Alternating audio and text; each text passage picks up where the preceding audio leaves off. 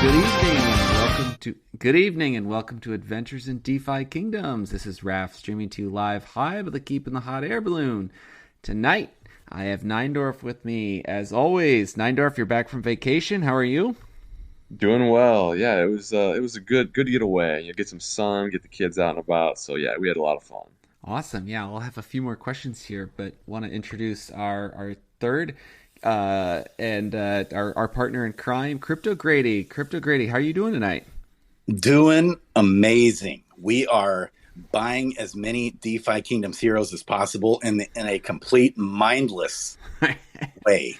I We are love it. mindlessly selling all of our items and money that we have, our homes, our wives, our children, our husbands, and buying as many heroes as humanly possible. Are we taking care of ourselves? No. Are we paying our bills? No. Are we paying our mortgage? No, because we're buying as many heroes as humanly possible, baby. Love you. Oh, that's awesome. I love it.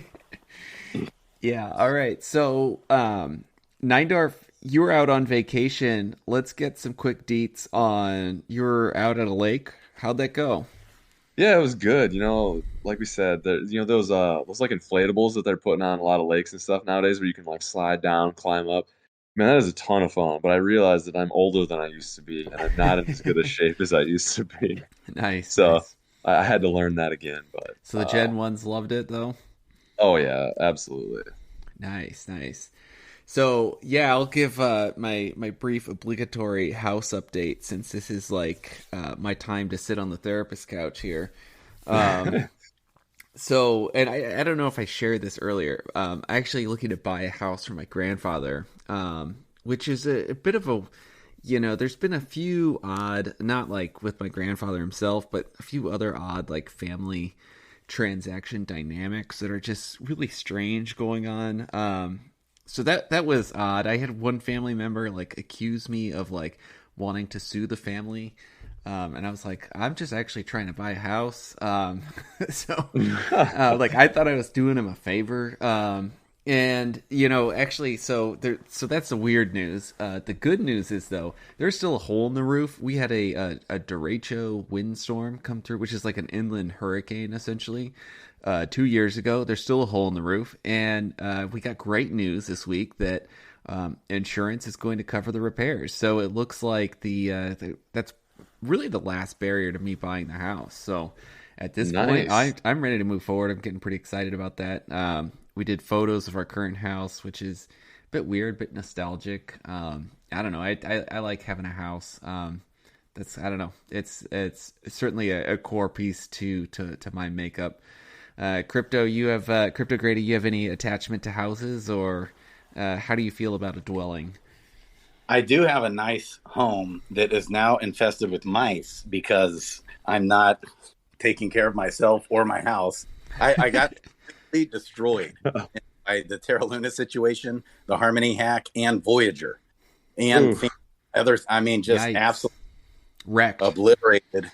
And so just getting out of bed here recently, getting the YouTube channel going and everything has been a big step for me. Nice. And I'm still mentally, where's Tosh at to give us our mental health tips? Yeah, I no don't No, that know. doubt. was great, by the way. You're absolutely right. At Tosh. Oh, so I've just been a mental basket case. So trying to get myself back on my feet, things like that. Yeah. Yeah, well, yeah, we are excited to have you on your feet because your videos have been awesome. So, give us a brief intro of yourself. It looks like we got some great CryptoGrady fans here on YouTube chat right now. I just got introduced to you, I want to say like a week and a half, 2 weeks ago. Saw you on one of the chats in Maine, which I rarely ever go over to Maine, which I call AKA Meme Central. And I started watching some of your videos, and then I saw you jumped into the channel like a few days later. So give us a quick intro. You've been in the crypto space a while, so that we're really Yeah. excited to have you part of Yeah. the DeFi space, DeFi Kingdoms that Yes. is now. I know, right? So I was a total DeFi guru for a while. So I first got into crypto 2015, 2016, was just kind of tippy toeing in. And then I just went all in 2017 and 2018, lost all my money, went through all that. Mm-hmm. But I was still kind of dollar cost averaging in the whole time, even when COVID hit. I was about to give up on crypto though altogether, but kind of hung in there. And when DeFi came real, it was kind of a pipe dream back then that you could actually have a decentralized automated DEX and automated market makers where these things happen trustless. It's amazing. And so I was, I had 2 businesses at the time, and one main business, insurance company that I had started from scratch, but was thinking about selling it, finally did sell it, and was just full-time crypto, right in the right perfect timing for all hell to break loose. Yeah. No Amazing. Yeah. I managed to lose all of it. Sorry, I shouldn't laugh. Oh man. Yeah. It's pain, laughter, laughter and pain. Yes. Yeah, I know. We'll take advice from this amazing crypto expert guru who will help you lose all of your money, baby, right here. We got all the answers for you. You just mindlessly be completely irresponsible with all your money and buy lots of DeFi Kingdoms heroes. So that was my coping mechanism. Right. And because I see so much upside in the project, the team, so many good things going. I love it. Gosh, yeah. Brilliant. This is just a fun ecosystem, right? When did you join DeFi Kingdoms? And I'm a late bloomer. So I was all things DeFi. And I kept hearing about it from Drake on Digital, baby. Oh yeah. Drake on Digital. And then I am George started talking about it. And I'm like, I kept meaning to get to it because I was in 50 different blockchains and liquidity pools all over the place. And I finally got in some liquidity pools, just kind of tippy-toed in. And then and my kids play games all the time, I'm like, guys, you need to be playing crypto games, making money. So I around a little bit. And so we got into Thetan Arena. And Thetan Arena is an amazing game, but it was kind of a rug pull was my takeaway. I basically became a pro in Thetan Arena and then finally gave up on that after losing my shorts on that. And then this was one of the games I was really wanting to look into. And the more I looked into it in March, okay, so beginning of March, I kind of started looking into it. And then by the end of March, I bought my first hero and it's tippy-toed in. And then the more I looked into it, I thought it was a pipe dream to have Gen Zeros. I was never going to pay that much. And then sure enough, I bought 4. And at the time, probably averaged by around 15 grand. Yeah. 10 or 15, 20 grand on some of those. Woof. Yeah. But hey, even now, I look at that and all the heroes that I've summoned, they've held up comparatively. Mm-hmm. Obviously, they haven't held their value, but they are by far the best performing heroes, period, from an ROI standpoint. Yeah. And just as everything's just continued to completely destroy all of us and our souls and our brain, and crash some more. I've just bought, especially when the Harmony hack hit, I didn't know what to do. I was kind of like panicking. And so I just bought up a bunch of heroes with all my liquidity. I had a ton of liquidity on Bitcoin. I had a lot of my Bitcoin, Ethereum, and I had all my Phantom, all my Matic, all my and a Binance coin, all that. And I was just like, what the hell's going on? I didn't even quite get what was happening. And then, so first I was like, I'll go into gold. And I was like, no. And so that was a bad move. And then, so I just started buying up a bunch of heroes. Oh, there you go. Yeah. So there's so many places I want to go now. And we don't have enough time in today's podcast. From the conversation on mice, I hate those little guys in my house. And I'm probably moving into a future house with a lot of them as well. To having your kids potentially do questing for you, like I want to get some advice from you on that. So I don't know. We're gonna go all over the place today. Well, okay, so my kids might somehow have download some app or something that was spyware. We tried that at first, and it wasn't working very well, but it helped a little bit. But then, hey, these bots. I mean, besides the fact that I quested in my bed for 3 months straight, 12 hours a day, 7 days a week, 12 hours a day, 15 hours a day competing for the contest. I was competing against all the guys with bots, thinking I'll never be able to get my own bot because I don't trust anyone. The security. My biggest fear was always getting hacked or something. And so, well, then when I talked to Vilvi, the number one hero holder in the world, I think. She owns like over 3,000 heroes. Who knows? By now, maybe it's 4,000. She's awesome. And so she pointed me to Diffkey, to Waiufu. I know you mentioned Diffkey, and it like changed my life. Yeah, we're big Diffkey users here, yes. Both of us, and a lot in our channel too. Yes, I'm going to have Fan on the channel. Nice. We've already talked about it. We're going to do it, baby. I at the time, it was really hard to get going on. I didn't know what the hell I was doing. And I actually bought a Raspberry Pi, and I'm like, what is going on? And so, but then right after that, because I gave him like a pep talk, like, man, we need to talk. You engineers are killing me. All of you guys are killing me. Make it easy and user friendly. I'm going to help you with this someday. Well, then went to these Waiufu bots with Carlo, my man, who's absolutely phenomenal. But it's a real simple bot. Diffkey can do it all. Yeah. And so Diffkey is amazing. So I support all the devs in this game. We need more. We need a love on all. And so wait, and you're a dev. So I'm just like, wait, you're the guy that created this Adventures in DFK, this most amazing website that I've used a million times. That's Old Neindorf. He's the brains behind the operation. Oh, you guys shout out to this site. Appreciate it. Amazing.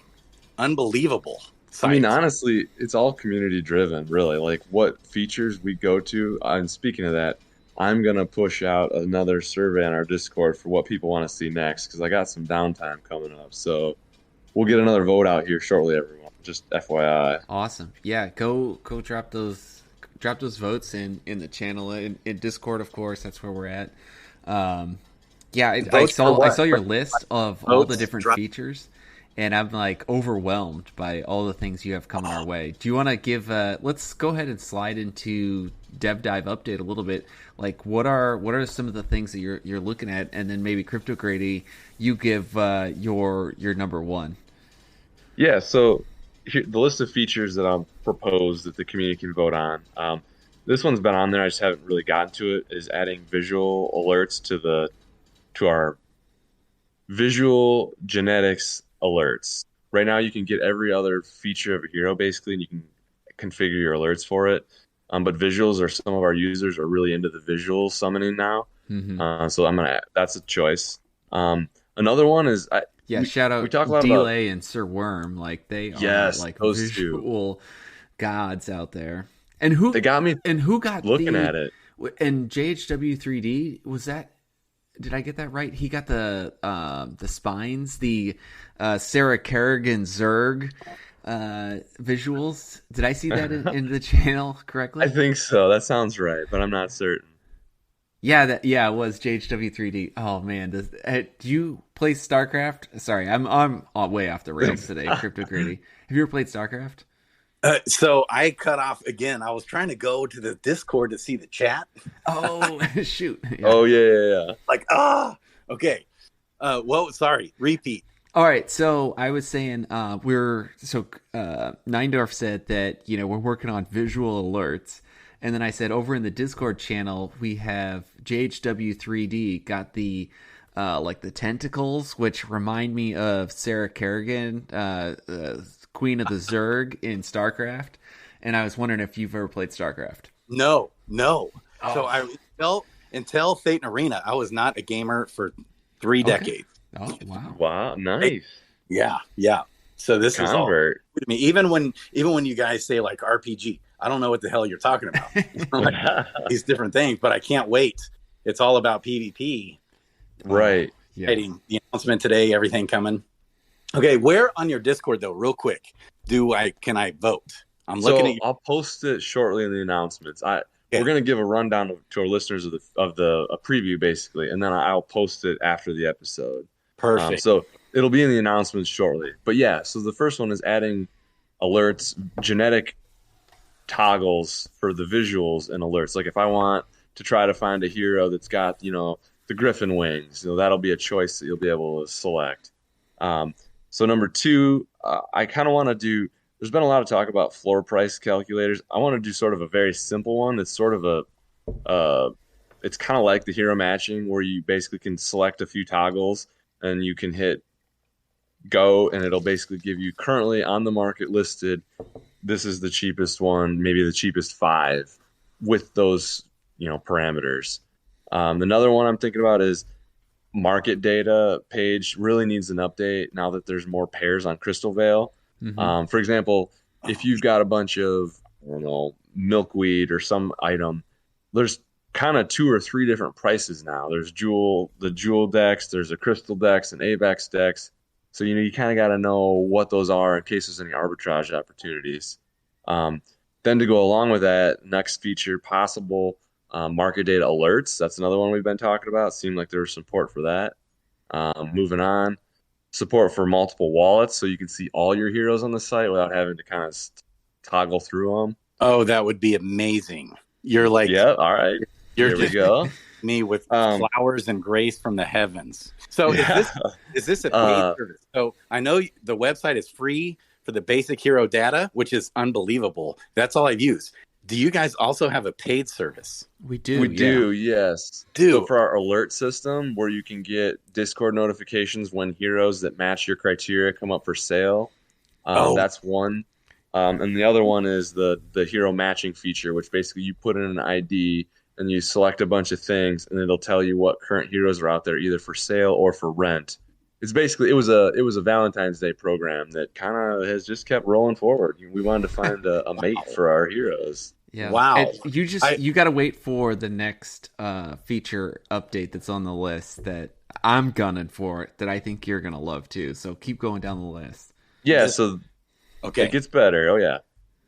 Another one to keep with the visuals theme, to kind of complete the round out of the site, would be to add visuals to the hero matching app. Again, if you've got the Griffin wings and you want to find the advanced pair for that, so you can make the elite back appendage. Yep, that'll help with that.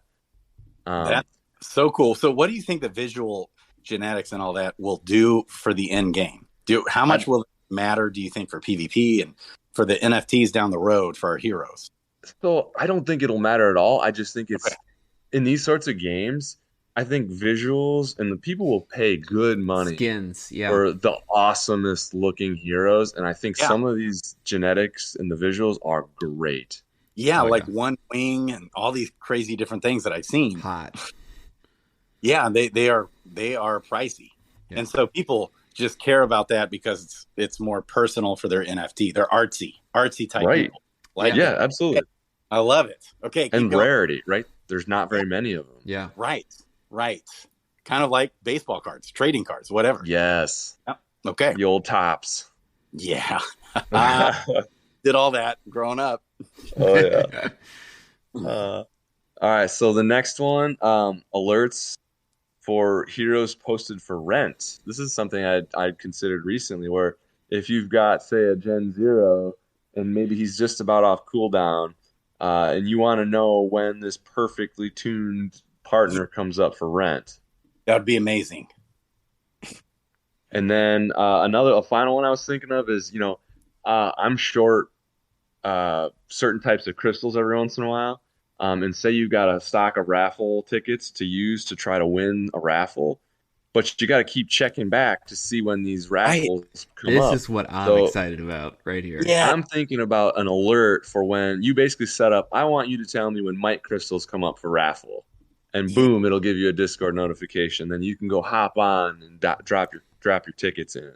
Boy, and you got to go fast because you got a couple of minutes. Yeah. It feels like a taste of heaven just hearing it. It's impossible. Flowers are raining down from the heavens right now. So that's my list. It's pretty big. I'll probably only get to a couple of them over the next month because, again, this is a side gig, right? Mm-hmm. The fiat mine calls, but that's where we're headed. Okay. Wow. So if I want to sign up for the paid subscription, what's the price? How do I do that? Yeah, I'll let you take that one, Raph. Yeah, I'll go ahead and bring it up on page. So on on YouTube as well. So, all right, so you jump over onto adfk.app. Okay. You log in. Oops, hit the wrong button here for me. You log in. You go to your account page on the top right-hand side.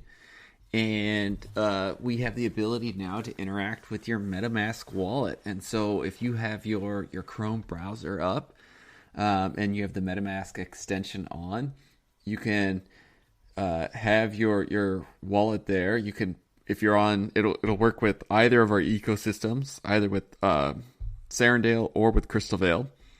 And we have first the time calculator down at the bottom. And so you look at that, and it will tell you how much Jewel you have to pay to join the paid subscription club. And so the way that we've kind of priced our service is it's a bit of an exponential model that levels out at, well, I shouldn't say levels out, but our goal was we wanted 1 year of service to cost around $120 USD. Okay. And that's like the current market rate. And so the monthly rate is going to be a little more expensive if you want to go that route, but that's certainly an option for you. And then we've had a couple people like submit like 2 years worth.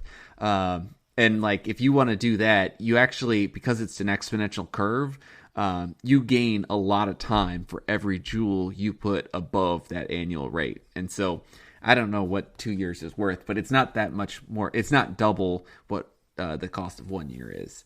Yeah, and I would say too that I think keep in mind you can do crystal deposits on Crystal Vale or jewel deposits on Harmony. Either one work. And if you guys ever have issues with a deposit, always hit me up. You know, no one's gonna go without getting their time. Right. Amazing. Yeah, especially like we were going through some, hard times in Sarandale where you're getting some transaction issues and people are like, what's going on? I sent you Jewel twice and my account's not activated. So, we'll make you whole. So, for those of you who listen out there. Yeah. And Raph, remember the one time where I had to reboot the server a few times and it was re-indexing people's transactions multiple times. We got a couple of some free people got lifetime memberships. Yeah. Out there. I love it. It's all good. Yeah, that's great. So, it should be pretty straightforward. You click the calculate button. Once you get a feel for the amount of Jewel that you want to deposit, you click the connect button and then the deposit button, and it should take you to the MetaMask transaction. Pretty straightforward if you've used like DFK Earn or FoxSwap or some of those other programs out there. Okay, that's great. Yeah. And I trust you guys. I remember when I first got in the game, didn't know what the hell I was doing. I was listening to some YouTuber, and they were talking about you guys and that there is a paid subscription. And then I forgot. I was wanting to look into it because getting Tavern messages, all those things are huge. Well, that segues us nicely into our next topic. Okay. We are getting whitelisted by DeFi Kingdoms or by Kingdom Studios. And so we're really excited about that. Expecting that to come through hopefully in the next update, maybe the update after that. So our website is going to be within the menu. And so you could actually check it out. They're going to have a section for third-party support resources. And so we're going to be a lot more accessible out there to new users or existing users who don't know about us because we haven't reached you yet. So we're really excited about that. And then we are also partnering with Joseph, who I like to call Brad Pitt, over at DFK Fight Club.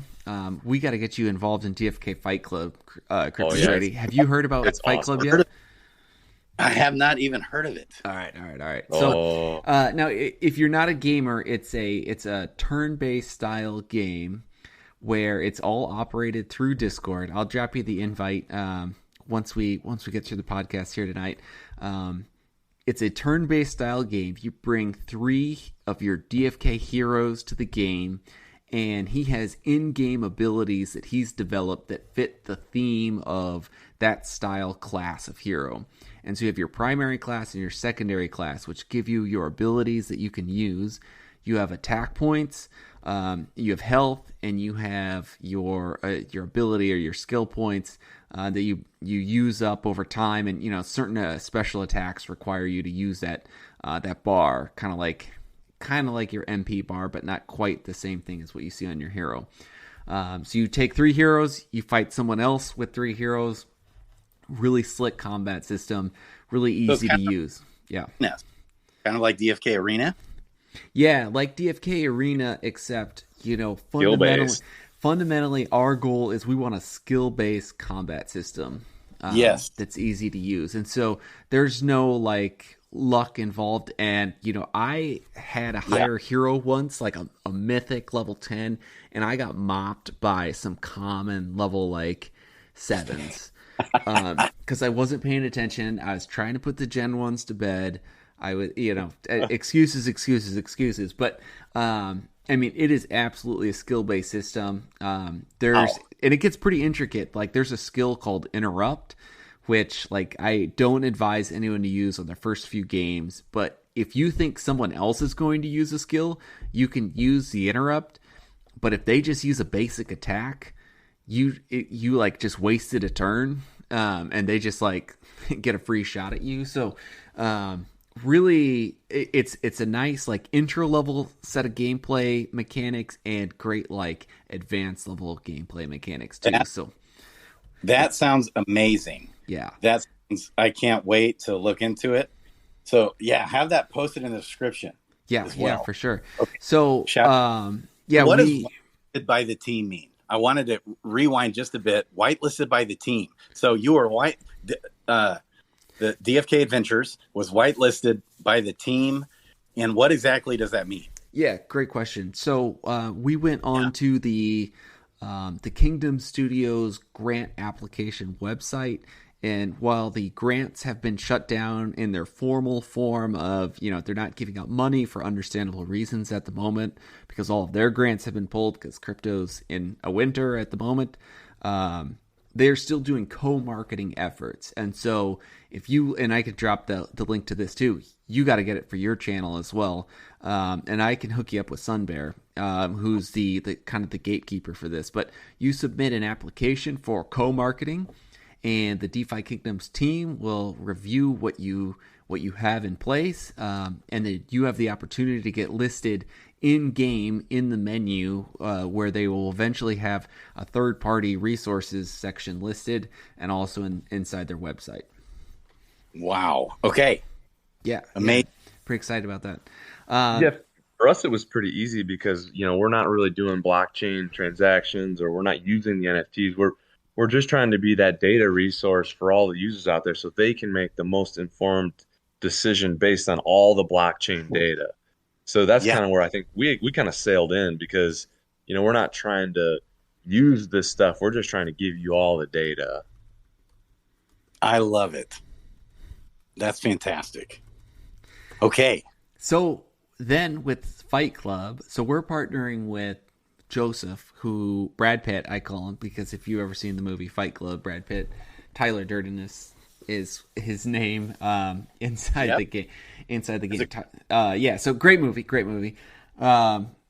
He is the kind of the brains behind this, and as Neindorf and I started working with him, we're like, we would love to help with this project. So we are teaming up, and we met with Sunbear and the man, the myth, the legend, Frisky Fox this week. So that was a bit of a, like, I was talking to my wife, my better half, about it this week, and she's like, you were a little starstruck by this one, weren't you? And I was like, yeah, it was a bit like meeting a celebrity. And I was like, it was pretty awesome. Neindorf and I have some notes on the conversation. I'm just kind of generally go through what we talked about, and maybe you could as well. Do you want to go first? Go ahead. Yeah, you go first. Your notes are much more complete than mine are. Sure. All right, so let me go ahead and pull these up. So, it was a great conversation. I think the first thing that came out that I thought was really important, or that's sticking out in my mind, is they want to be careful about the projects that they're selecting. They're really trying to keep the best interest of the community in mind. And so Sunbear's questions were a lot based around, security for the community. Is how can you reduce the chance of exploitation or people abusing your system? Is there any way for them to game your system? Ultimately, because what we're going for is we want Fight Club, the skill-based system, to be able to earn people raffle tickets, just like the duels do. And so as soon as we can access that, you can pay jewels within Fight Club, and if you win, you can earn raffle tickets, which a lot of our community is pretty excited about, because that's it, like we said before, that's a skill-based system. So that's kind of what we're going for and what we applied for. So Sunbear is trying to come at this from a security perspective. And one of the things that really stuck out is like how much Fox cares about the community. And I'll get into this a little more later, but absolutely. The number of questions that he asked around, like making sure, like, are we counting our users, or, are we impacting, and, is it something that they're asking for and wanting to have? So I thought that was pretty neat. That stuck out to me first. Frisky absolutely has a vision for, there being a metaverse and there being access for a lot of these third-party developed games always in the future to be somehow connected to DeFi Kingdoms. One of the things that we were talking about is, battling with heroes. And one of the things he said, what might be uncharted territory, and he encouraged us to look at, is maybe you should battle with pets. Like, that's something that no one else is doing. So they're really excited, and they want to work with us. Yeah, he dropped it. He's like, go do that. Yeah. And, they're willing to offer some help on writing the Solidity contracts, which I can't even say the word, let alone write a contract. So I think that's pretty cool, and that'll absolutely be more in the realm of Neindorf and Joseph to make sure that, we can integrate with DeFi Kingdoms, the chain there. So another bit of alpha that came out of that meeting is third parties are going to come after Season 1 launches. And so far from the AMAs, I think we believe that Season 1 is going to come in duels sometime in early September. I don't have any, that's just like me reading the tea leaves. I don't think anyone's come out and said that. And so if it's after Season 1, then maybe we're expecting a launch sometime late September earliest, or maybe early October. I don't know. So that's something to think about. One of the things that I'm really excited about is they have a very dev-friendly rate for getting raffle tickets. And so I think that there's a real opportunity for users to have a similar or comparable rate to what they're paying in duels right now to get raffle tickets or to gain access to raffle tickets, as with some of these third-party applications. And so the rate that they said, which was tentative, that they're going to kind of allow the third-party intermediaries buy the raffle tickets to then allow the winners of the transaction of their game to win. It feels like it's not like, they're totally favoring their own ecosystem and like making it really difficult or really expensive for the third-party developers. So that I was encouraged by as well. Let's see, going down some of my notes here. Yeah, I'll maybe jump in on that. Yeah, jump in. I think the good point is like you're saying, they are willing to wholesale raffle tickets to developers because they understand that developers have costs. I mean, I think, into your point, they're making it so that there's enough wiggle room between what you pay in-game and duels and what a developer will pay for raffle tickets. So there's enough delta there that if you end up giving your users the same rough rate that the game does, that there's enough there you can make some money. Yeah. And it has to, otherwise it'll never work, right? So I think he's thought this through, and the team has thought this through pretty well based on the numbers I've seen. Yeah, I agree with that. All right, so we'll take a quick pause there. CryptoGrady, any questions so far? That sounds fantastic. No questions. All right. So then I don't know what your thoughts are here in Neindorf. You'll have to be honest. But then I started to get a little greedy with my question asking. And so, one of the things that, we asked for in our original grant as developers of a website that, of course, got canceled because the funding's no longer there, is that, actually before the funding, we wanted the ability to somehow interact with their development team. And, as we talked about, is we are part-time developers, and it takes us time to figure out how to incorporate analysis or capabilities in the website to support what the game has going on. And we'd love to do that in parallel with the development. And I appreciate that they're taking this very seriously. I think they are potentially considering this in the future, but it's something that it sounds like, I'll go back to kind of the Frisky made a community comment that he's like, if this, if the tools that you're developing are really important to the community, then that's something that we're going to be more willing to entertain. And, one of the risks that they brought up is like, how do we incorporate third-party developers and reduce, the risk of like that, the information or the secrets or the knowledge of the crypto markets going up and down or the speculation of prices. And so they're really trying to think hard about how could they most positively impact the community and third-party developers. I thought that was kind of a smart answer. And I wasn't expecting, we'll start working with you tomorrow. But I am encouraged about the future. How about you, Nidarf?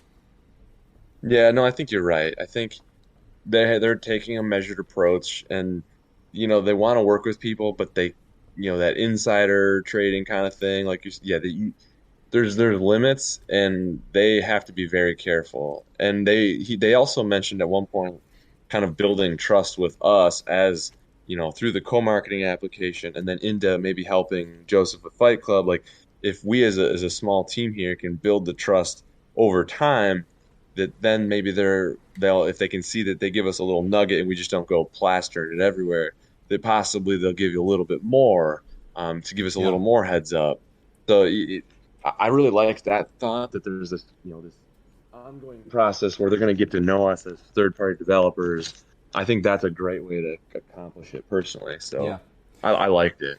So here's my next big nugget, and this is absolutely reading the tea leaves. And CryptoGrady, we do a lot of reckless speculation here, so that's what I'm all about. Got to be cautious with what you listen to here. We talked a lot about or we tried to ask around what the future of PvP will be, meaning that we don't want our system to eventually compete with their PvP system. We want to make sure, because we'll get crushed by them. Sure. We want to make sure that we're building something that complements the DeFi Kingdom's ecosystem. And they gave it almost sounded like to me, and they kind of, Sunbear thought one thing, Frisky thought another thing, but to me it sounds like PvP will actually, now that it's being given off to this game studio, they're expecting the formal game studio's release of that to come after PvE. And so I would expect PvE to come out first. Okay. That was kind of my reading of everything, especially with bringing in a third party game studio. I think they're going to give them a bit of a runway to make sure that they have some reasonable timelines and expectations to get things done. And I think they're going to get closer to starting incrementing in like quests to PvE. I think we might actually start seeing that sooner than later. What do you think, Nindorf? Yeah, I mean, I think it's hard to tell because there hasn't been a lot of information. And anytime some of these sorts of features come up in AMA questions, they're sort of guarded and they're like, oh, it's kind of being worked.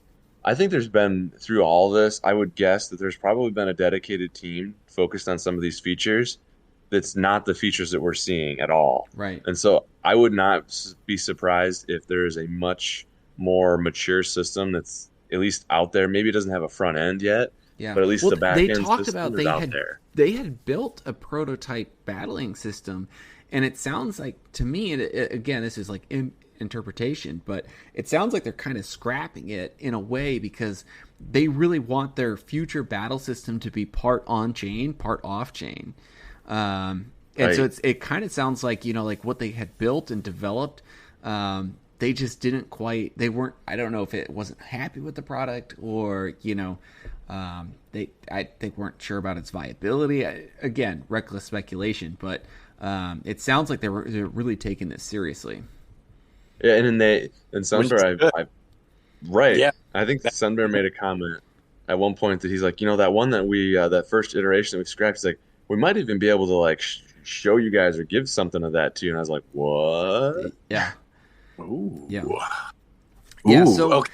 then we talked about land, and this is something Neindorf has been, I think, on the nose from day one, is that being a landowner is going to have some kind of impact to the game. Just like being a Gen Zero owner, you're part of the ecosystem. Like, you are now building your heroes for everyone else. And so one of the things Neindorf has been talking about, well, I'll just let you take it. So land requiring some amount of time to travel between areas, right? So go with your theory here. I think that's vital to this sort of a system. If this is going to be, if it's like a world map, right, and we're set, the setting of this game is more of a mythical horseback sort of system. Travel and to get across the map is going to take time. I think you're going to have to select, I got this beast hero, right? I'm going to have to choose between sending him on Tournament X over in this corner versus going to, I don't know, some quest mythic down quest in the other inside corner of the map. mountains. Yeah. Right. And you're going to have to make a choice because he's going to only have time to get to one of them. And so my extension of that thought was, well, if I'm a landowner, some of these other games I've played, like I'm trying to think, it was like the Total War games where you would, it's kind of a strategy, you want to conquer other nations.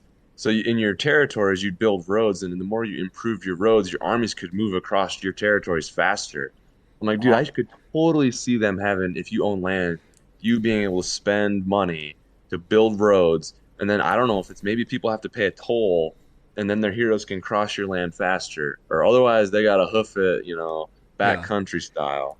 So we straight up said this to Frisky, and he responded with, "Oh my gosh!" Like, he's like, "Yeah, we've thought about there being stables for landowners." And I don't think he quite said it, but that they could rent out. So he didn't say that piece, but that's what I inferred, or I came to understand. So, I mean, I think you've been on the nose with this one from the get-go. I know you and I were talking about it earlier this week of, like, should we buy land? Should we go halvesies on this? Right. I think land and guilds are absolutely going to be a giant part of what they want out of their ecosystem in the future. So I'm super bullish on land. I don't know when I'll be pulling the trigger or trying to get something, but do you have any land, CryptoGrady? No, I don't. But I love how you continually keep coming back to how Frisky is responding to you guys. My takeaway, there's a lot of hate on Frisky. And my takeaway is I love the guy. Yeah. No kidding. I know. From being in the crypto space for so long and seeing all the crap out there, Frisky just seems amazing. Am I wrong? I don't believe so personally. I've not seen anything he's done that seems like it's been to the worst interest of us as a DeFi Kingdoms community. And you hear him talk, and it was interesting too, because he when he saw the rest of us, including Sunbarrel, had our cameras on, he's like, "Oh, we're doing cameras," and he just turned it on and just started chatting like it was nothing. I was like, "Whoa, like, okay." Yeah. It's like, so he's just totally cool, and you could see by his facial reactions that he cared, and there was concern when he was talking about privacy things and users being taken advantage of. I mean, you could just see it. Yeah, where he actually cares. He's like a servant to the community. So back 5 years ago, 4 years ago, we had Binance coming on the scene, and everyone was talking about CZ as being a potential scammer. There's so much skepticism on Binance. Okay, and he has proven to be a servant to the community, one of the greatest guys in all of crypto. Right. And that's how I see Frisky, a servant to the community, someone who actually cares, probably too much sometimes, where he can't sleep at night. It's affecting his marriage. It's affecting his life because he cares about people. And he's going to follow the golden rule, which is looking out for the best interests of others, even over himself. That's been my It's funny. It's funny you say that because I got the similar vibes of, I'll call it, so in the business space, I'd call it like mad scientist founder. Right. I think he is truly passionate about what he does. And it came out in a funny way. And I certainly don't mean this to be an insult to him by any stretch. But there was something that he was kind of talking about, like some development and some meetings. And it was kind of funny when he's like, yeah, I think this is the direction we're going to go. And Sunbear's like, well, no, actually, no, we had a meeting about that this week. And we're not going that way. We're going to do something else. And I think it's funny that he is very confident and comfortable as a founder of the company to know what his role is best. And he is great at being the outreach to the community, being empathetic, taking the voice of the customer, living the voice of the customer, and being a developer. He's not a project manager. He's not these other parts and pieces inside their company. And I think that's okay. Yes. Yeah. Okay. So this is really, I've done several videos on this. It's so important. So developers, and this is just an epidemic almost in the entire crypto space. This is most all crypto projects, is that these guys are brilliant, high IQ, engineer-minded guys. They're not the best at messaging or marketing. They're not good when it comes to how, on the other hand, Charles Hoskinson, for being a developer, is good at giving you not a shady, hair slick back car salesman vibe at all. Right. But he gives you a comfortable, kind of just makes you feel at peace and a subtle confidence in what he's saying. And, I agree. And that's why Crypto is top 10 on the market cap. Okay. Otherwise, it would not even hardly be in the top 1,000.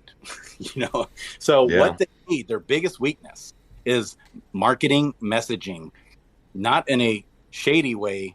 And that's where you need an implementer or a visionary type guy paired with an integrator, which is your mechanical, or the implementer is the mechanical minded. The bus leaves at 9 a.m.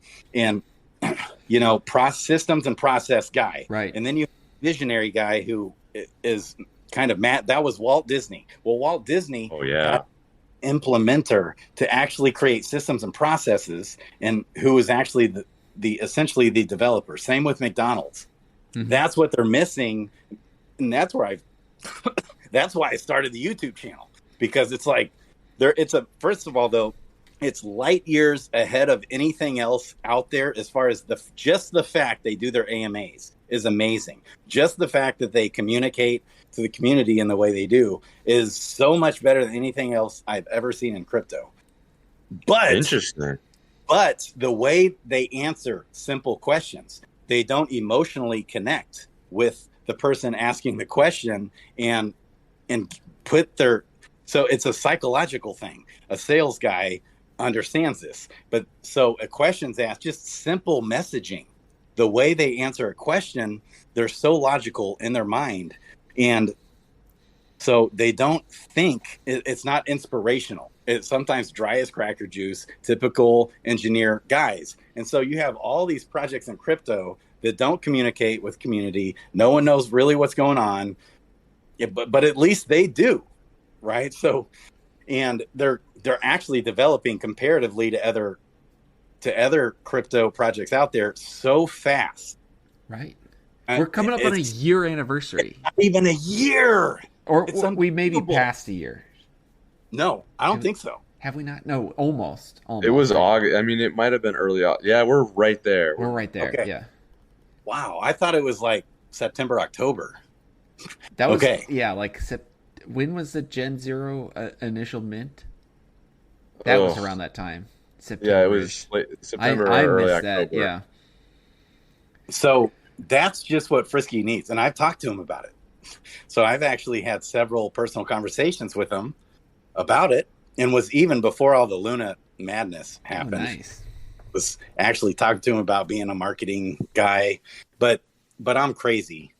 So blaze your own trade. It has to be the right fit. That's awesome.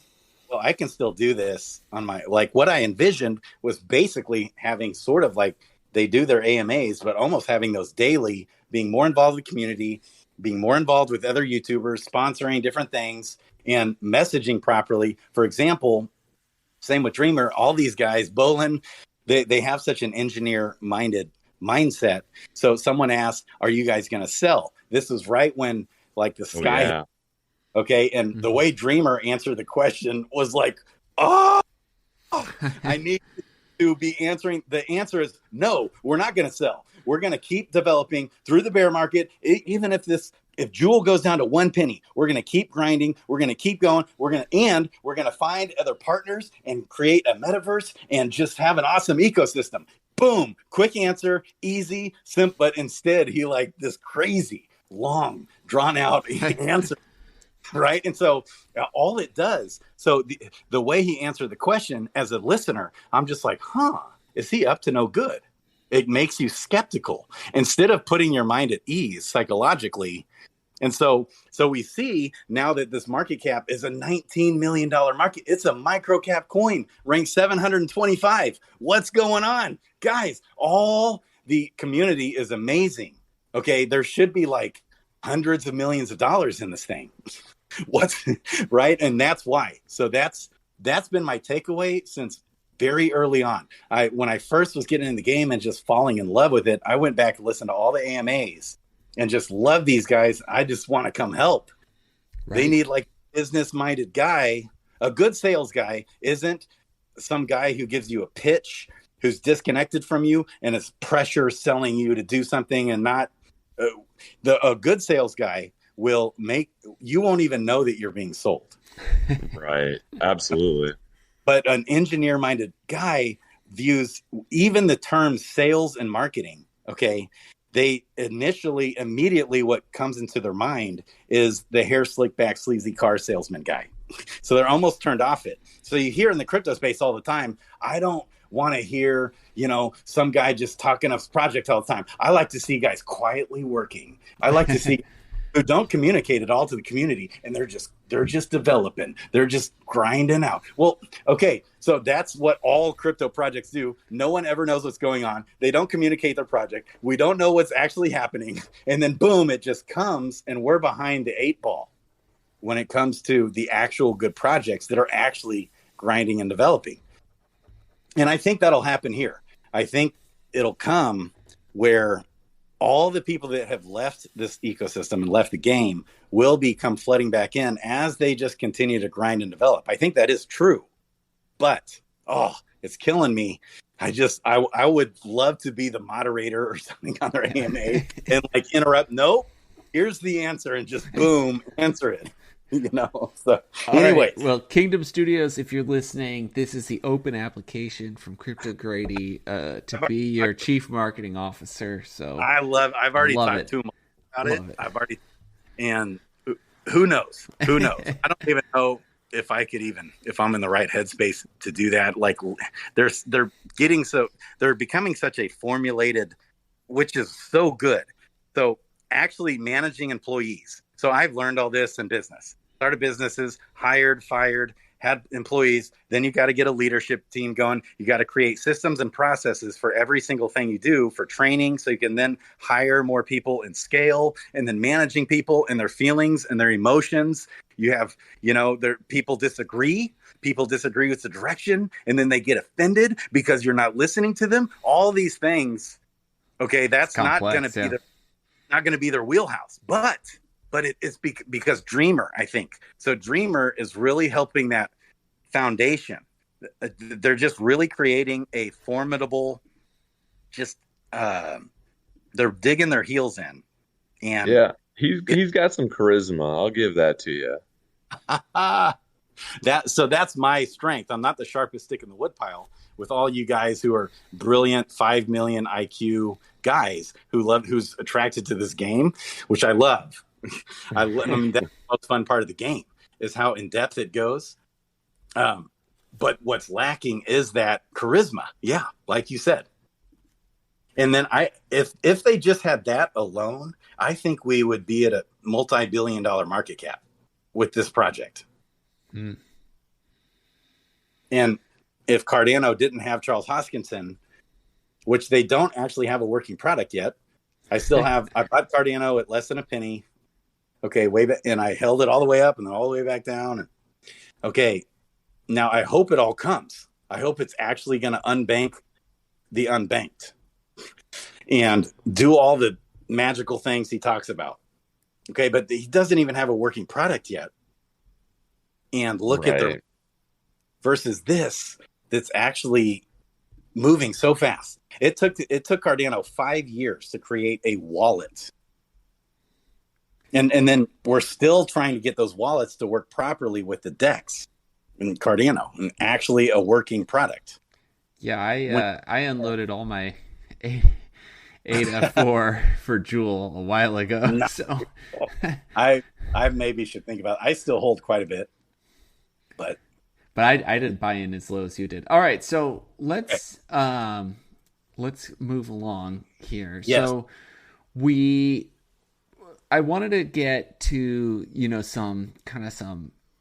we'll keep this work because we are running a bit long, but I wanted to get to some ideas on what are I'll call this the not financial advice degen play section.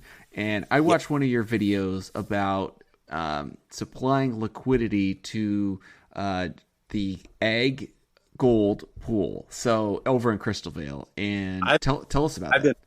I've been blown away. So providing liquidity on both Serendale and Crystal Vale, because you can't actually provide liquidity for the golden eggs yet. Last I checked, and I did check. Did I check this morning? I checked last night, I think. Okay. So I've tried multiple times. I definitely have it in there.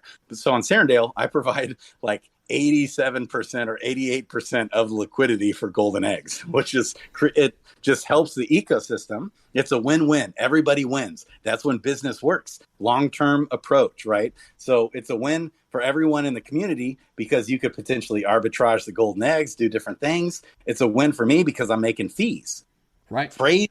Crazy fees. So, and on the gold, all the items in the game that actually have high trading volume, that's what you want to look for. But even all my other items that I don't want to sell at the time. Now on Serendale, gold, there's a little sort of an arbitrage opportunity if you want to be patient and wait. Because gold, last I checked on Serendale, was worth 100 Joule, gives you, I think, we could double check that. I could double check that even right now, but 100 Joule gives you approximately 80,000 gold. Well, on Crystalville, 100 Joule gives you 115-ish thousand gold.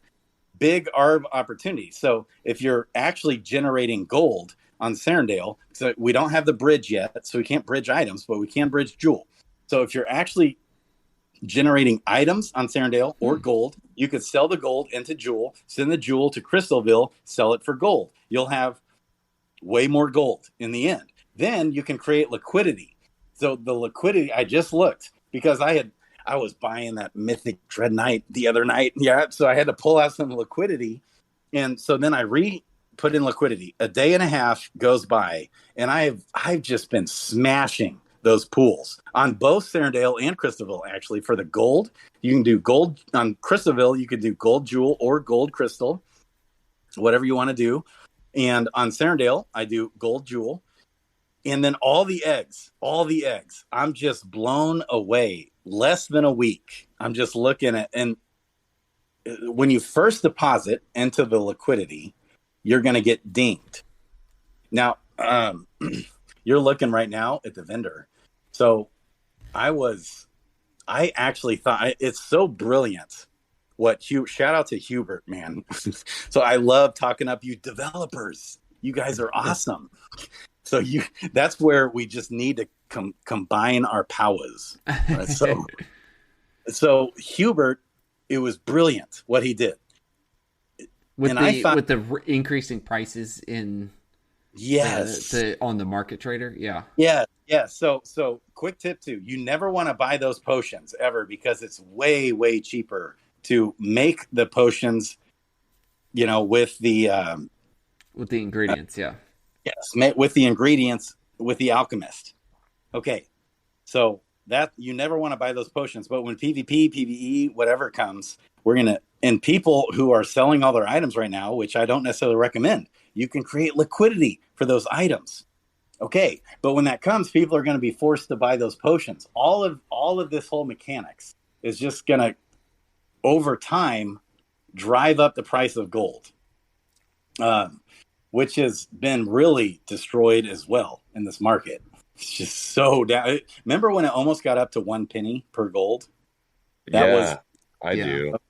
And the more use case they bring for the gold and all these items, which can be exchanged for gold, is just huge.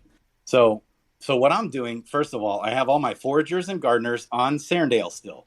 And it just drives me bonkers dealing with MetaMask and the Harmony blockchain. I'm about to blow my brains out, but we deal with it. We get through it. We can do it. So the Swift Thistle for the foragers, very profitable. It's because there's no Swift Thistle generated over on the DFK chain, right? Serendale. So I have my foragers foraging on Serendale. My gardeners, obviously, on Serendale. For the milkweed, so you have the milkweed and the Swift Thistle. Because on Crystalville, there is no Swift Thistle. So what I'm doing, because I think, I could be wrong, this is just speculation, I think they're going to create a way to, they're going to fix that on Crystalville. I mean, it seems like they have to create a way to fix the Swift Thistle issue with stamina potions. But who knows? Maybe they won't. And so Swift Thistle's at a premium. Some guys have said, hey, I'm going to buy up lots of Swift Thistle because there's no Swift Thistle over on Crystalville. I know Franz from the Bauxite chat did that. Yes. So that's actually how I found out about it. And I confused Bauxite chat with you guys. That's what happened. Okay. And so, so I'm selling the Swift Thistle because I think it's too much at a premium. And I think they're going to figure out a way they're just going to change the ingredients with the alchemist on Crystalville. Could be wrong. Who knows? That's what I'm doing though. But hey, if you want to create liquidity for that, you're going to crush it with Swift Thistle and Jewel on Serendale. Whew. Then I got all my fishers and I have my miners mining the locked. I have like 7,000 locked jewels. So I have 3 sets of miners. So I have 9 miners mining on Serendale. And then I have more locked crystal actually. So I have my full 18 miners mining away. And then all my miners, fishers, all my miners and fishers are doing the training quests on Crystalville to try and get the crystals. And so if you can get crystals and create liquidity for that, because liquidity is very low, okay, now crystals are going to come down in value because there's going to be more supply continually coming to the market. Right. But I'm too lazy to send. I should be sending my heroes back to Serendale to level up. I am definitely summoning on Serendale, but to level up, who's got time for that? Ain't nobody got time. I did. Right, I just did it right now. I just leveled up on Crystal. Yeah. So I'm too lazy to move. So I'm just using my crystals. Well, I would rather be holding those, providing liquidity, because I am providing liquidity for 1 might stone, and I'm 11% of the pool. So there's low liquidity. So you could sell it probably and I looked, and you can sell a might stone for about $1.40 USDC. Okay. Now, and that's worth like 1/10 the price or something on Serendale. So you could sell it. Don't blame you, because it is going to come down. The price of those will come down. But if you have a bunch of those crystals, you create liquidity, you're going to smash. I am just absolutely jaw dropped at how well those liquidity pools are doing. Now, when you first deposit with the Druid into the liquidity pools, you're going to take a ding right off the bat. So with crystals, with eggs, some of those items, stamina potions are another really good thing to provide liquidity for in Serendale. Okay, but you want at least 10. I mean, you really want 15 or 20, because it's weird. It's like a weird algorithm. The more you deposit into liquidity, the better it's going to be. If you just deposit 2 or 3 or 4, it's like you really get hit right at first. But if you just leave it there over time, it's just, you're going to be gaining slowly based off buying or selling. So you have to be okay with either gaining more of the items or losing the items and gaining more of the jewel or crystal that's the other pair. If there's heavy sell pressure, like right now, there's heavy sell pressure for gold, except the golden eggs are here and it's down actually right now. So I thought gold would explode, but it's not. There is heavy sell pressure for gold right now because there's no real use case on Crystalville for the gold outside of buying the golden eggs, which I think is going to be a home run. My understanding is the golden eggs are going to be way more valuable than regular eggs. Is that what you guys? So I I could see believe that I've too. heard somewhere that they're referred to as hero eggs. Okay. I don't know if I've heard that correctly or where I heard that from. They're referred to differently in some source documentation that's somewhere I'd heard. Now, again, not financial advice, but yeah, I hear what you're saying. I only have one golden egg, so I'm not even playing on my own words here. But Okay. yeah, Well, I bought a bunch up right when I realized I didn't even get it at first with the vendor. I thought it was for my own personal wallet. That ticker thing was just for me personally, not the entire ecosystem. right. Okay, so it's brilliant how they did that. So I have a bunch of golden eggs on Christabel that I'm waiting to provide liquidity for. On Serendale, man, I just can't believe it how well those pools are doing. Yeah, I don't have near the liquidity. I think I maybe have like 5% of the jewel gold in Sarandale. And the problem is I just keep slowly putting some in, so I have no idea what my actual cost basis was. So I have no idea if I've made Well, or I lost. actually wrote it down and I've been following it. So I need to get better about that. yeah, well, I just did it for the channel, for the YouTube channel. But so okay, I'm looking at these comments, but you have to understand that if you pair that with jewel or with crystal or whatever, that you might be gaining gold but losing crystal. Right, Especially right now, there's more sell pressure on gold than buy pressure. So if it's all sell pressure, Right. but Right. okay, if you believe in gold, you're gonna and if you were to just so if I in my pools that I just crushing it, if I just pull out and sell all my gold, if there's sufficient liquidity, that is, I would have way more jewel than when I started. right. It absolutely smashing. Same with the Yeah, eggs. well, you But need the more liquidity because otherwise, if you tried to sell your stash, though, the market would get crushed. So, and then right like I think your the point though other is as this game grows, that'll get easier and easier to get out if you need to. yes. So that literally happened on a video live. I find this the floor Dread Knight mythic. I was just looking at different things. I was doing a video. It was for a reason, and I see this. The floor Dread Knight was a foraging or a mining Dread Knight Gen 1 5 summons, and I'm like, oh, I'm gonna buy that. Where am I gonna get the money? A brother's broke. Where's my money? So I was trying to sell my gold on Crystalville. Well, there's not enough liquidity. I was providing like 40% of liquidity, right? Hmm. But as more people do that, if you're good just to patiently wait and hold the gold, and I eventually provide the liquidity back again. So no big deal. It's all back. You guys can sell that gold if you need to. It's all good. So it's a win-win for everyone. If you buy, if you sell, if you provide liquidity, you get those fees. Everyone wins. That's the beauty of a decentralized exchange. That's first and foremost what DeFi Kingdoms is. That's the foundation. Is that they're a DEX. I love this. We could Dude, I talk. agree with you. We could. And the more like I think you said, adding Mhm. liquidity is a perfect use case for an item you can't use now but don't want to sell. I Yes, think because I think that's exact. I think you nailed it. that's right. And gold is cheaper on Crystalville. So it makes sense to buy it and hold it right now. Right. If you want to wait, because it's going to come back up, there's going to be parity soon. There'll be the bridge for it. Okay. And then that'll be a true arbitrage opportunity when that first happens, but it'll probably happen with bots and you won't even be able to get it.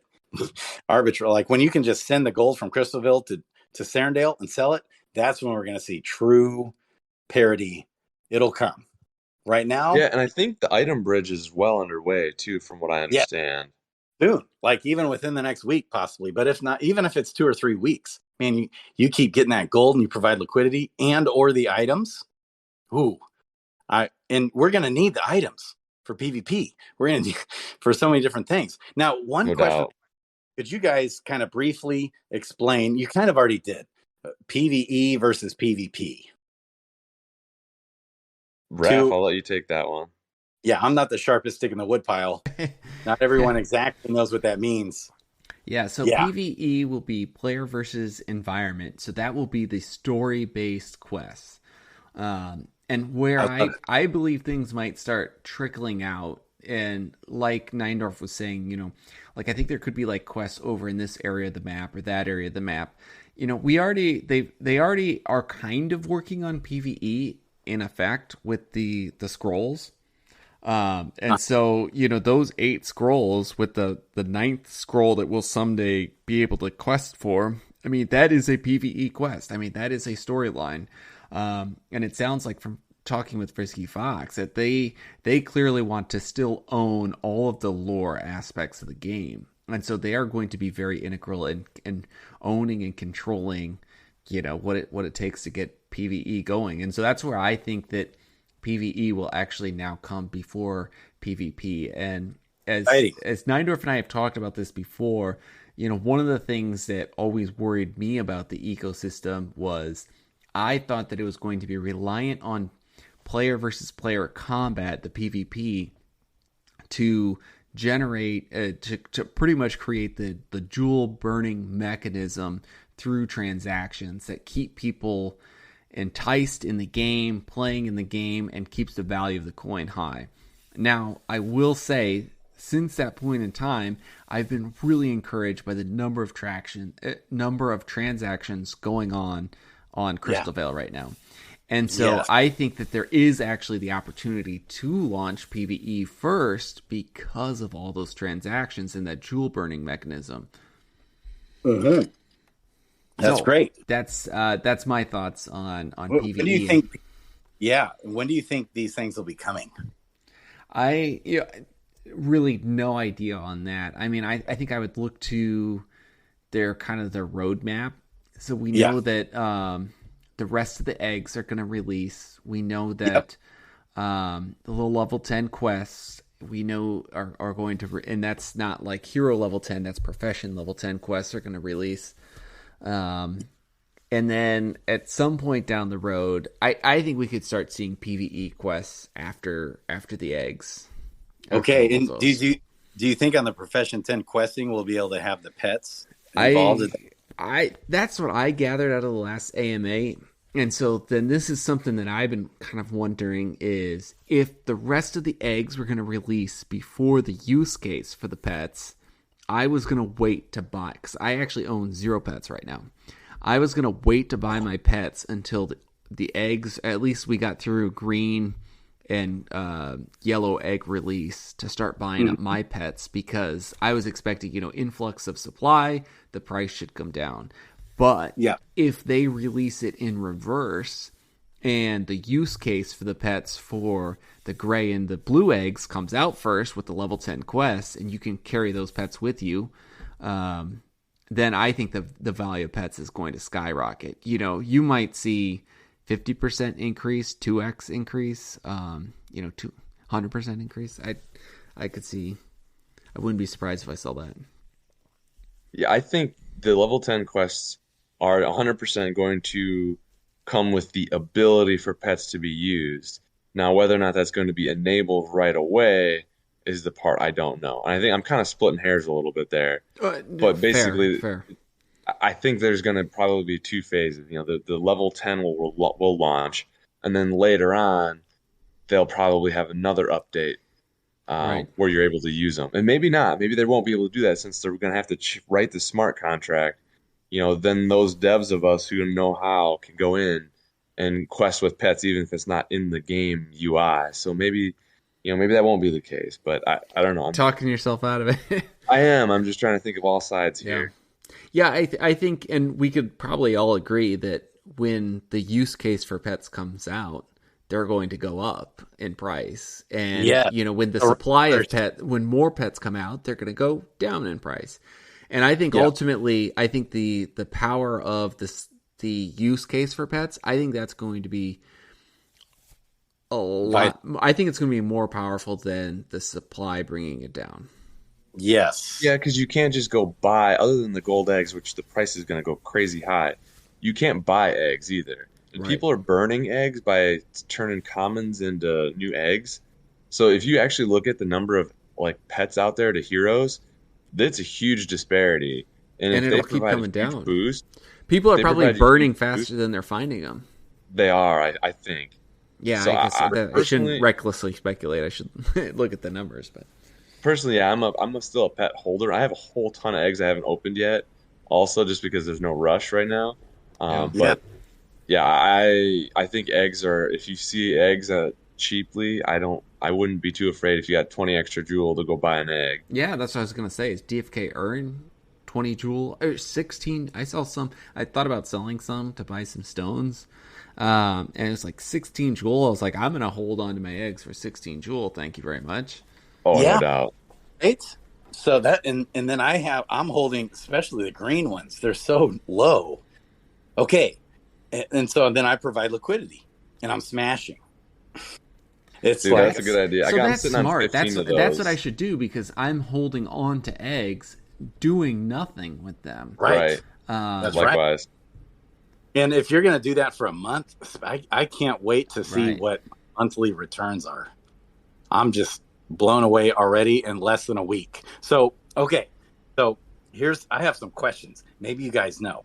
This is some juicy stuff. So do you think the eggs, the pets, might be able to potentially help change a hero's profession? Possibly. I've heard rumors of this, and I actually read something that kind of insinuated a really rare or mythic pet might even be able to alter the hero's profession. Is that possible? Oh, man. See, my reading into that is that I think that they've said that the pets, and this is speculation, that might happen. But I thought it was that pets would provide a boost as if you had that profession quest. Okay, yep, you're the second person. And so, person. like, if you had both the profession and the pet, I think you're going to, it's like a double boost. Oh. And if you happen to crack an egg and one of those abilities of that pet ends up being experience boost, that thing's going to be worth an absolute ton. Okay, an experience. Because if your pets are going to XP boost your heroes, and there's people, that's going to be pets that are useful for power leveling. And those are going to go up talk about insanely that for high a second, value. because we don't see that on the card right now, right, Neindorf? Well, there's information, but there's just no data. But it's just like a number. And nobody really knows what any of those... It's kind of like the abilities, the advanced abilities. Yeah, sure, I got an advanced one. We have no idea what that means. So which one things are, we're still waiting to see. Interesting. It's so interesting. So will a fishing pet be able to pair with a forager? I think so, but I don't know that it's going to provide you with near the bonus if you did a fishing one boosting your fisher. Right. Because you might want to pair it for the future of like the crafting bonus or the combat bonus that pet adds to that hero. Okay. Well, and keep in mind, the other thing we haven't mentioned here tonight talking about pets too is that they're going to have quote unquote treats that you're going to make. So there's going to be more item burn. More items. Yes. Yeah. It's all going to come. We're going to want those items. Yeah. We really want those items when the time comes, man. And so it's going to skyrocket gold and everything in the ecosystem, I think. And shout out to all these guys making comments. I love it. iOS code making like some good points. Oh, and yeah. Blackwing. I love you guys. All dirty. Daisho. You guys are awesome. Okay, so here's another big juicy question that I keep. So we obviously see the hero's profession plays such a massive role to the hero. So if you have a paladin forager or a dark knight fisher, that makes such a massive difference on and that's why I bought that Dark Knight, that Mythic Dark Knight the other night. He was a miner and he was the floor. I hope I didn't say Dread Knight. Just to clarify, it was a Dark Knight, Mythic Miner, who was the floor, Gen 1 with 5 summons. Amazing. Anyways, okay. So if we have a Paladin Forager, what should we do? Obviously, if it's a Mythic, so for PvP, we're talking PvP combat, because that's what we're all excited for, baby. Yeah. That's what it's all about. But the profession plays such a massive role with the hero. It's not about profession questing, but the profession plays such a big role. So should we completely ignore his profession and just go for vitality and endurance and strength? And if he's a fisher or forager, we just forget about it. What do you guys do? I'm treating my heroes like they're either going to be questers or they're going to be combat heroes in the future. Okay. And so, I would say, like, my combat heroes are really only legendaries and mythics. My quester heroes are and I don't actually own any uncommon. No, I do. That's a lie. I don't own very many. And so I take, like, what I call the dumbbell approach, so like the reverse of a normal curve. You know, like, I have a lot of heroes I try to have them on the high rarity and on the low rarity. Yeah, that makes sense. So okay. I have one of my buddies phrased it an interesting way. A beast hero's profession is combat, is training right now. Okay. So think of that as the 5th profession, is to just run training for XP. Yes. And I was like, I like that approach. I was like, that actually makes sense. Yep. Totally agree. So, like, because I wondered, you know, like, I got this Dread Knight that I summoned, right? I've been just training questing him and stand potting only like 2 or 3 pots a day, just, you know, kind of getting double X, 2x the speed. But he's a fisher. He has like 0.1 fishing skill because he's only done it once.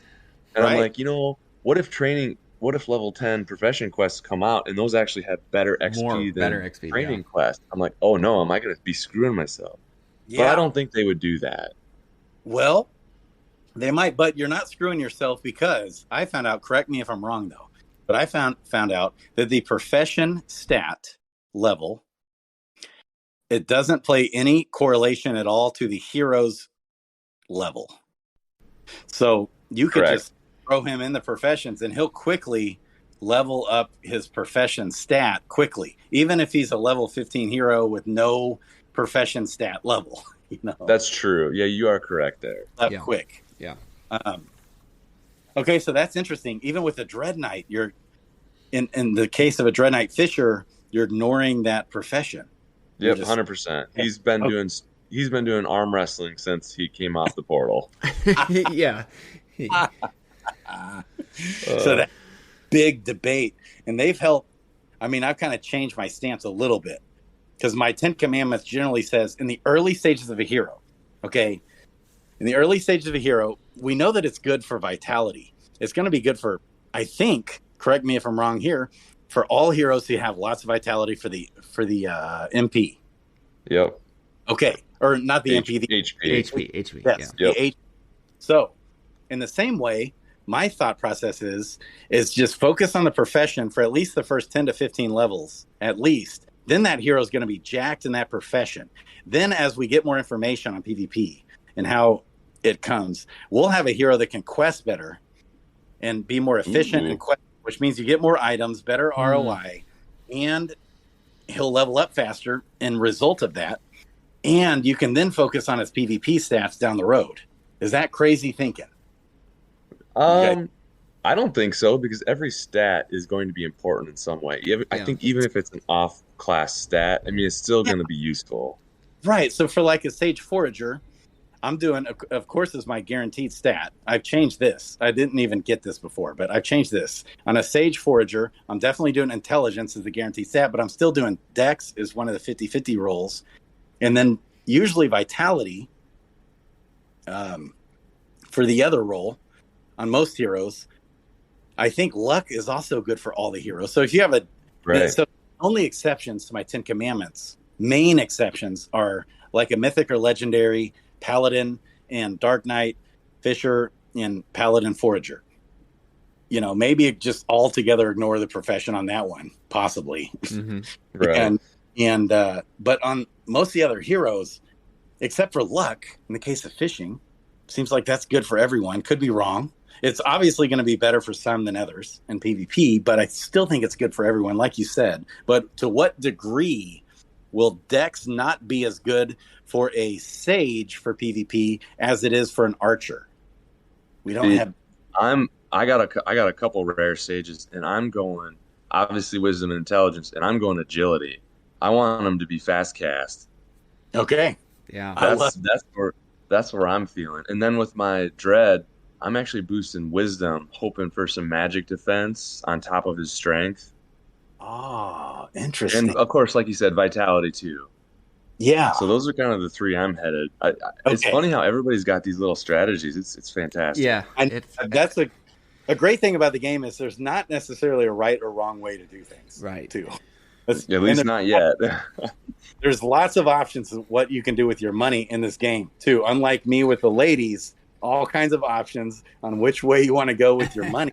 Yeah. It's awesome. Yes. We could talk for days. I think we could, but that's probably a good place for us to wrap it up tonight. We are we might be hitting a new record. I don't know if we've gone an hour and a half before. This is good. This is awesome. I love on it. the time warp. By the way, on the eggs, you don't want to do liquidity unless you have. I mean, you can, and it's still okay, but it's gonna be wonky at first. Yeah. So how many eggs do you think you need to do? I would recommend not any less than 10. Okay.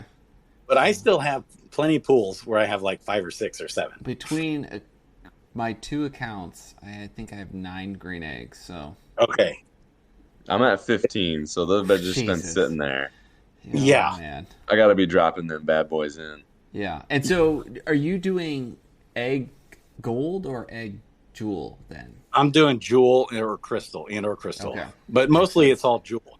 So that's another question. Do we own jewel or crystal? Because we have this potentially in my AMA, I created an AMA question on talk.defykingdoms.com. Jewel, it looks like, correct me if I'm wrong, a massive unlocking period is coming in the next month, 1 to 3 months. Yeah. Of jewel. I mean, we're talking we're going to triple. We're going to triple the amount of jewel in circulation over the next year. That's not good. That's like really alarming. Mm-hmm. So we need to talk about that with the devs. I agree. I think they are going to have some kind of like relock feature. Oh. And or they're extended gonna lock. or burning or extended lock, or I think there's gonna be the option to delay it, and I will take that delayed gratification. They've usually in most of their delayed gratification, you benefit from it greatly. Yep. Okay, that's awesome. Where'd you hear that? That was in one of the AMAs. They, I think, just kind of speculated briefly of, hey, we're thinking about a few different ideas. It was one of the ones where Metas was asking questions about, what are you guys going to do about it? It's a big problem. Yeah. Okay, so I did create another AMA question. Hopefully they bring it up tomorrow. I know there's a lot of other news. Well, they haven't revisited that one in a long time. So I think it's fair that at some point here soon, we need to get to that question. Yes. Very soon. Within the next week or 2 or 3. Yeah. Because I don't know what to do. Do we buy jewel? Do we buy crystal? I've done a couple videos on that as well. I'm buying jewel right now because I think crystal's going to normalize. So, but I'm also, I'm all about gardening jewel because of the juicy unlock. So maybe next time we can talk about that, because I'm afraid to be in any of those gardens because the coins aren't pegged. But I was listening to your past podcast and you're in those, so that's another separate conversation. That's interesting. It is. Gardens. Yep. Yeah. All right. Well, we'll hit that next time. Thank you, CryptoGrady, for coming on. This was awesome. Really enjoyed it. Neindorf, glad to have you back from vacation. Absolutely loved YouTubers it. out there, thank you for all the amazing comments today. Thanks for showing out for us. Yeah, check us out on Discord. We're gonna drop in a whole bunch of information there. If you want to check out Fight Club, if you want to check out Diffkey, if you want to check out the website, yeah, those links are in the YouTube video and will be in our Discord channel as well. So this is Raph signing out for the team. Thank you very much. Love you guys. Until next time, I would love to have you guys on the show. Yeah, you guys awesome. We'll do. Absolutely. Let us know. Okay, anytime. Love you guys. Love in the chat. Shout out to you guys in the chat. See you guys. All right. All right. Thanks.